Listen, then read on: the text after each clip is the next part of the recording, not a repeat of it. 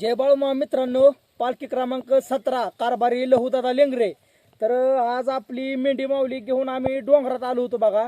आणि डोंगरात आल्या आल्या खूपच पाऊस यायला लागलाय आणि सगळी मेंढकी भिजली ती बघा. मेंढरं पण आहे ती इथं माग.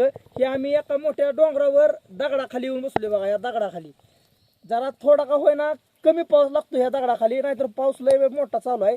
आता आम्ही सध्या आहे बघा पाचेगावच्या डोंगरात. बघा ही डोंगर इकडे तुम्ही बघू शकता, सगळा डोंगरच आहे. आणि ह्या डोंगरात आज आपली बाबा म्हणजे मेंढी माऊली घेऊन आली. तर करमतंय पण तेवढं भारी पण तेवढं वाटतंय, कारण वातावरण एवढं भारी झालंय ना डोंगरातलं. तर दुःख पडलंय बघा एकदम भारी. असं वाटतंय की स्वर्गात झालंय, एवढं भारी वाटतंय. कसं वाटतंय रे वातावरण, कसं झालंय सांगायला? नंबर वातावरण झालंय. अहो एक नंबर वातावरण झालंय. फक्त एवढंच की भिजतो या, जरा थोडी थंडी वाजायला लागली म्हणून दगडाखाली येऊन बसलोया. नाहीतर एक नंबर वाटतंय. बोला बोला बाळूमामाच्या नावाने चांग भलं. जय बाळूमामा. जय बाळूमामा.